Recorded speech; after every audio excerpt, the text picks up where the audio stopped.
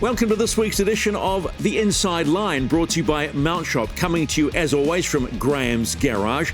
And it's another busy show featuring nothing but Kiwis, offshore and onshore, doing their thing. Our feature interview, brought to you by BEL Energy, will be young Kiwi racer Ayrton Hodson, who's racing in Australia at the moment, but he's also doing lots of different classes. We'll also talk to the boss of Formula Ford New Zealand, Shane Drake, about the increased involvement, the step up by Rodin Cars in helping young racers dream about going to F1 and the opportunity that Rodin Cars are giving them. But as always, as we do at the top of the show, what happened over the weekend? We'll start offshore. Brand new road course in San Diego on a naval base in Coronado in NASCAR. SVG gets pole. Happy days. Everybody expected it. And then doesn't last past the start of stage 2, gets taken out by Austin Hill, along with his teammate Connor Zilichen. And that's all she wrote. And not a great weekend points-wise, understandably. That'll hurt him in his chance to make the playoffs. In China, Sanya, it was the latest round of Formula E. Nick Cassidy, Mitch Evans. Mitch Evans started in P3, but both of them DNF'd. The good thing for Mitch Evans, he still leads the championship on 128 points. Let's stay in Asia. In Japan this time, Fuji, and a wet weekend for the latest round of the Lamborghini Super Trofeo Asia Series. Chris Vanderdrift, untouchable with his teammate in Pro-Am. They are 6 from 6. Liam Skeets in the Pro Division, 2 podiums, and he's still P2 in the championship, so we're pretty happy about that, aren't we? IndyCar was at Road America, and if you're Marcus Armstrong, it was another one of those, oh, really? Leading with 4 laps to go, gets a mechanical, finishes way down the field. The best of the Kiwis, Scott McLaughlin in P6 and Scott Dixon in P11. In USF Pro 2000, it was let's just call it a solid weekend for Sebastian Manson. Darwin was a hotbed of Kiwis racing. Of course, it was Repco Supercars' latest round, and Matt Payne, how good, couple of podiums, now only 15 points behind Brock Feeney when it comes to the Sprint Cup. As far as Andre Heimgartner and Ryan Wood were concerned, let's just call it a P nowhere weekend. Wood getting a DNF as well. In Carrera Cup, though, different story. Clay Osborne, the young Kiwi, leading the championship after winning race 1 and finishing second in race 2. And strong mentions for Marco Giltrap, P3 in race 2, and a good weekend too for Tom Bewley. Oh, in Super 2, Ayrton Hodson picked up a P5, and we'll talk more about that when he joins us on the Inside Line, brought to you by Mount Shop. But I can't go anywhere without reminding you that young Cole Davies in motocross is just continuing to light up that two-wheeled world. Latest round of Pennsylvania, wins both 250 races and is now 4th in the championship. Now we turn our attention to what happened at home over the weekend. The big event was the latest round of the Toyota 86 Trophy Series. We like to call it the Winter Series, but how competitive. 3 different winners. Race 1, Toby Elmiger, that's his second win in the series. Nico Scholes, his first win in race 2, and race 3 won by Taylor Mitchell. And congratulations to the South Rangituki Car Club. They had a gravel autocross, and by all accounts, a whole heap of fun was had. So that's what happened offshore and onshore with all the New Zealanders. And remember, this is the only place to get it if you want to know what all Kiwis are doing in motorsport. Quality, service, knowledge, latest ranges. New Zealand's largest stockist of quality undercar parts and the proud home of KYB, Coney, H&R, King Springs, and many more great brands. With parts to suit classic through to new vehicles, we're just a call or click away. 100% Kiwi owned. Mount Shop, the undercar specialists. The big news on the local motor racing scene over the past 24 hours has been that Rodin Cars have increased their involvement in Formula Ford. But what does that mean? With us, we have the boss of Formula Ford New Zealand, Shane Drake, with us. Thanks for joining the Inside Line, buddy. Okay, what's going on with Rodin Cars and Formula Ford? Oh, it's just a continuation of their relationship that they've had with us for the last 2 years through Motorsport New Zealand and the Formula Ford to Formula One program, which has been very cool.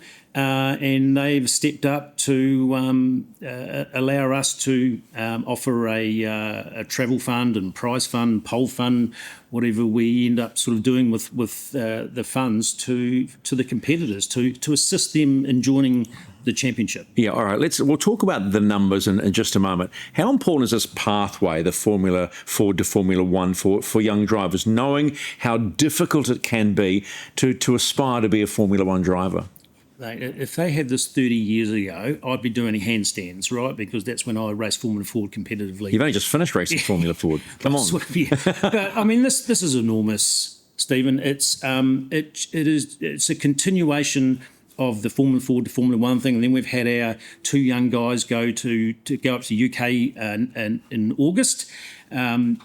Rodin have also just announced their involvement or running a Frot team for the Toyota series. The CT Frot series. Yeah. So that's a big thing for us as well, and that's just compounding on their success in Formula 2 and Formula 3 at the moment in the FIA series. So this is just offering our young fellas an option to see that they can go all the way straight through to the Northern Hemisphere.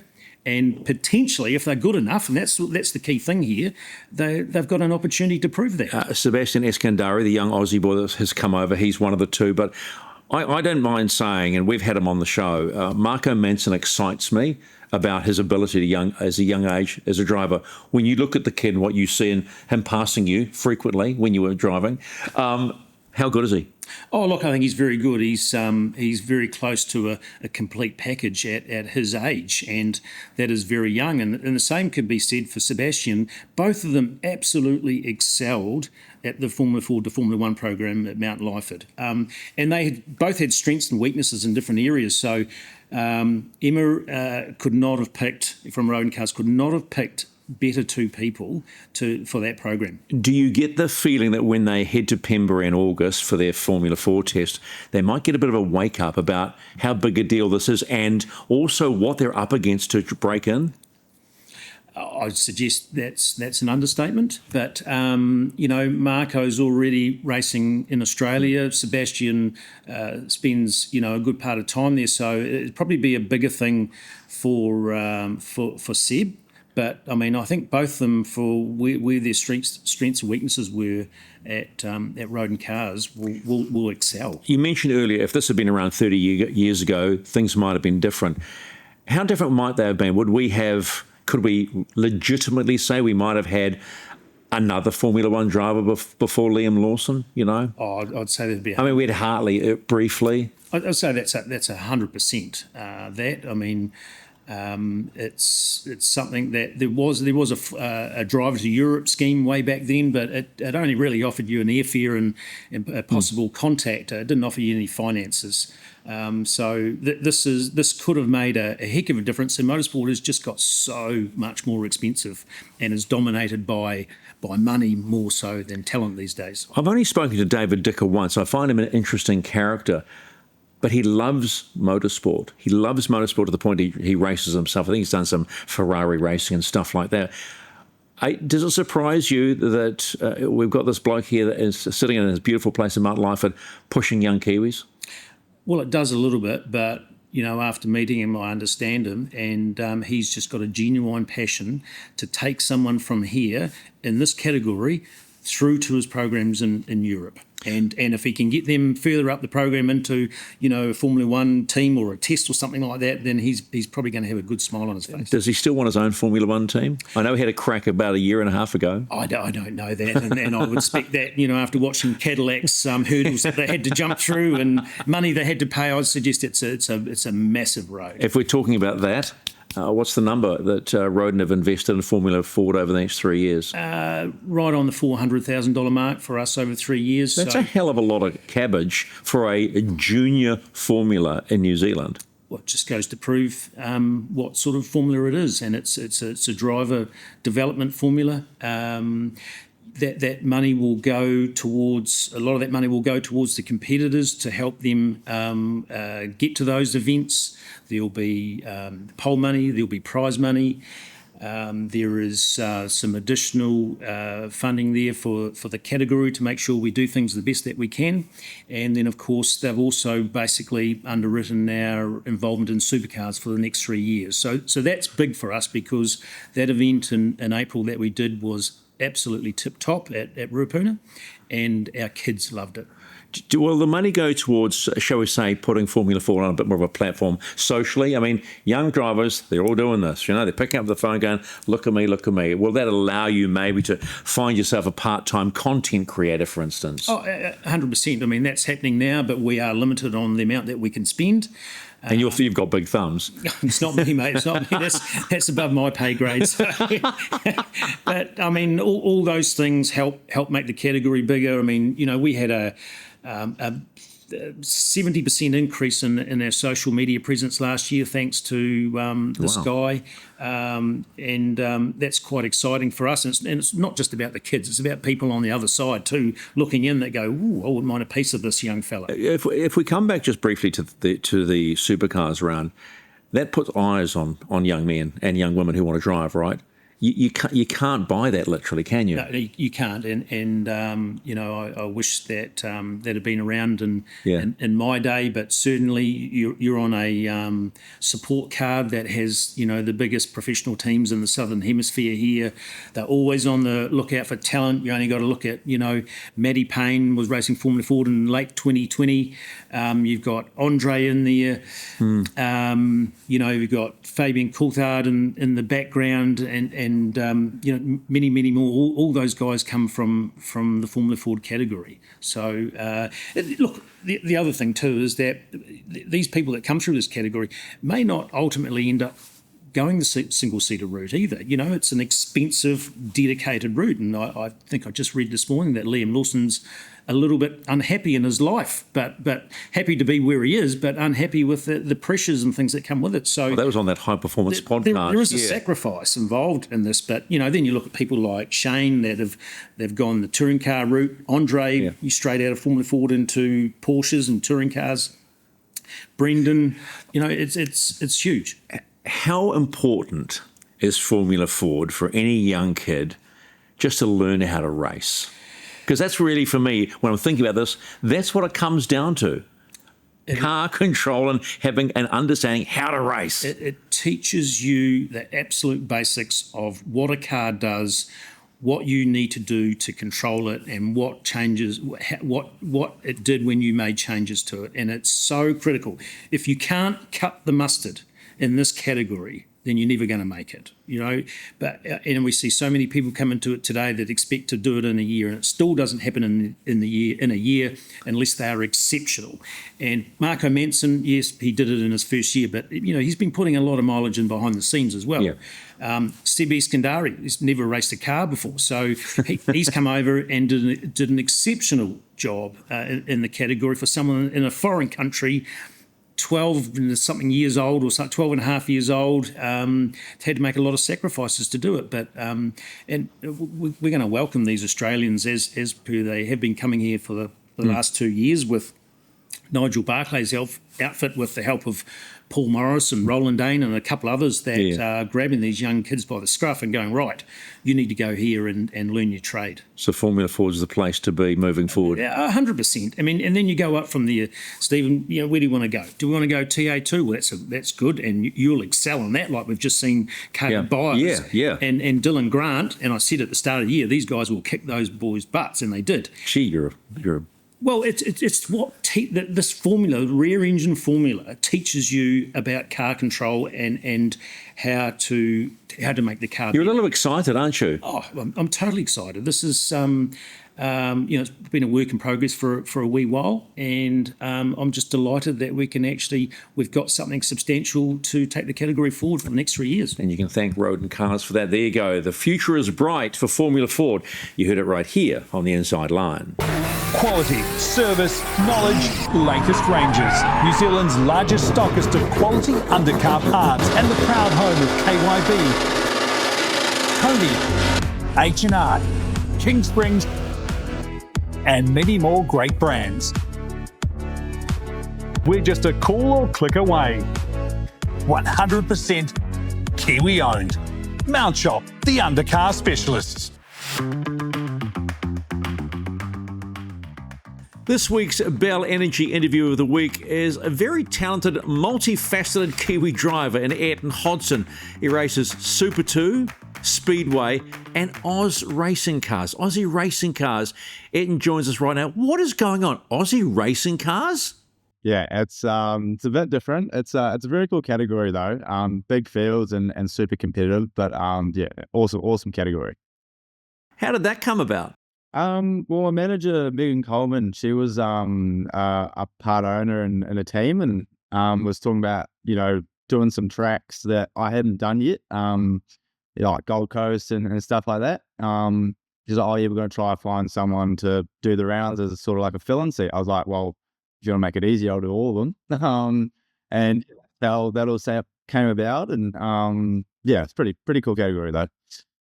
They've been in New Zealand, I think, in a next gen series, I think a couple of years ago. It's the funnest, not that that's a word, category to watch, but what are they like to drive? They're very direct, like obviously a very short wheelbase, and the tyres are a very soft compound, and yeah, with those motorbike engines, they rip pretty hard. So yeah, very responsive, very direct, but yeah, it makes it really good racing. Is it like just driving an overgrown go-kart and you can just throw it anywhere? Yeah, well, I say it's a go-kart on drugs is the way I call them. They're very tight inside, but yeah, it's literally a go-kart with a car shell in it, really. Does it help or hinder your driving for Super 2? I think it helps. Obviously laps is laps, and there are a sequential gearbox as well, which is the same as a supercar. It's the wrong side of the car, but yeah, it's still sort of the same feeling, and you still got to do all your blipping and stuff like that. So yeah, it's fairly similar in the driving side of it. Can we talk about Super 2? Not a bad weekend in Darwin. It picked up a P5. We won't talk about race 2. How hard has it been for you to adjust to Super 2, and how competitive is that category? It's unreal. I reckon it's probably the most competitive it's ever been. There's not really any bad drivers in it. So you make a mistake, it costs you big time. And yeah, I think it showed that in Darwin. I think we got the ball pretty good on Saturday, and I made a little mistake on Sunday, and it cost us big time. So yeah, it's so competitive, and every one of those guys deserves to be there, and yeah, it's unreal how close it is nowadays. Your second season of Super 2, how much have you learnt from season 1 through to this point in season 2? Quite a bit. Obviously you get to learn a few of those tracks. Half of them have changed this year, such as Darwin and Perth and whatnot. But yeah, year 1 to year 2, you got to do something in year 2. But yeah, we're making massive steps every weekend. Like just from Friday to Saturday, I went home Friday night to the hotel thinking, oh, we might be in trouble again. But the boys work super hard at Matt Stone Racing. It's a really good bunch of guys, and yeah, we're learning a lot every day. That's for sure. Specifically, break it down for me. What are you learning? What has changed in your driving style to make you more competitive, Ayrton? I think a good thing about the category is you get fastest lap data after every practice and quali session, so you can see what the good guys are doing and how they're doing it, which I think it is good. And obviously my teammates are sort of always around me as well, so we're always learning off each other. And yeah, I've got a few good engineers, and we also got all the main game guys help me as well. Like JLB was over on the truck on Saturday and give me pointers on lines and stuff like that. So yeah, everyone's super helpful, which is really cool. It's not a category that runs every weekend. So is it quite an adjustment to go out? Another month we're not racing for another month to get back into it? Yeah, I mean, I think the second round was 4 months, something stupid like that. So yeah, especially when you only do one test day in between, it is pretty hard just to quickly readjust like that. But yeah, I think the back half of the year is not too bad. Yeah, I think we only got a few weeks to a month in between these last few rounds. So but yeah, that first gap made it pretty hard to get reacquainted quite quickly. So what are you doing between times? We'll talk Speedway in just a moment, but how are you living? I mean, do you have a job? Are you working for Matt Stone Racing? What's going on? Yeah, so day to day I work at the race shop. So yeah, Monday to Friday, that's what I'm doing. So I get to work on my own car and stuff like that, which is quite cool. I get to learn how everything works and, get a real understanding, I guess, of what's going on underneath me and stuff like that. I guess that helps when I'm talking to Declan, my engineer, of what it's doing, and you can just have those more in-depth chats and progress further, I suppose. So, working at the shop full time and living in Hope Island. So, the whole. No, geez, that's tough, isn't it? I'll tell you what, mate. I'm pretty that's really cool. Hope Island, an awesome place in Gold Coast itself. So, I'm definitely a lucky kid, that's for sure.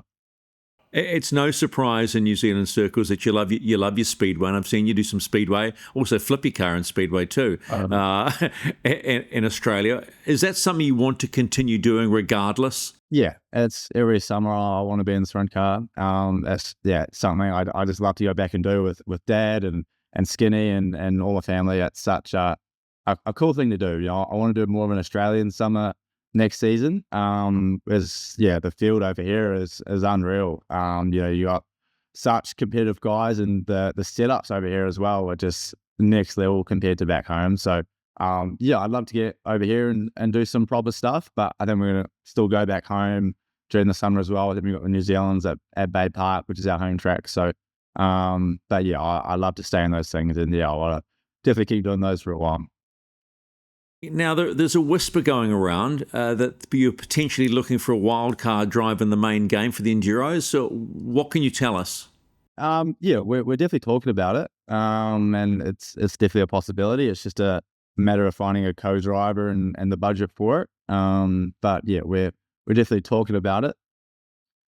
What sort of budget do you need to run a wild card? Let's just cut to the chase.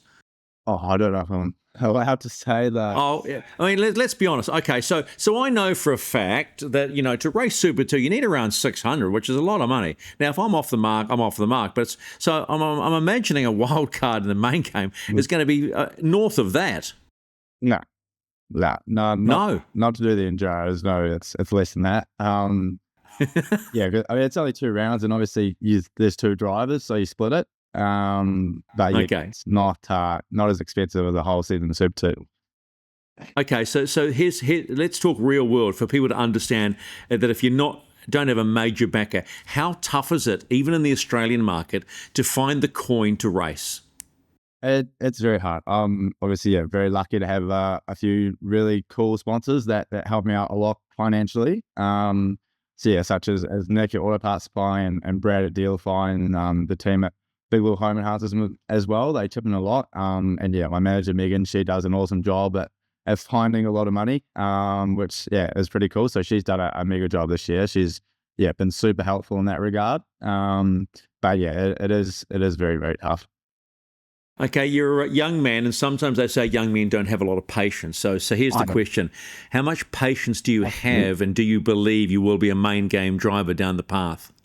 I think realistically, you got 2 to 3 years. I'm really going to have to do something this year, and next year I'm going to have to, I guess, have a dominant season really to put it straightforward. I'm going to have to start winning some races and really stand out is the way to do it. Obviously, I think the MSR main game guys are contracted through to the end of next year, so gotta stick around till then, and I've got to do a good job at the end of the day. So I think it's your 3rd year, and if you're doing a 4th, I think you're sort of past your time. So even 3rd, sort of pushing it. You see a lot of guys like Kai and Ryland, they've done 2 years and then they've gone up. So I think 3 years, and that's we've got to do something that's you haven't by then. But regardless of all that, you're living your best life, aren't you? Yeah. Oh, yeah. It's unreal. I've got to pinch myself sometimes, just to see where I'm living and the life I'm living right now. It's pretty damn cool.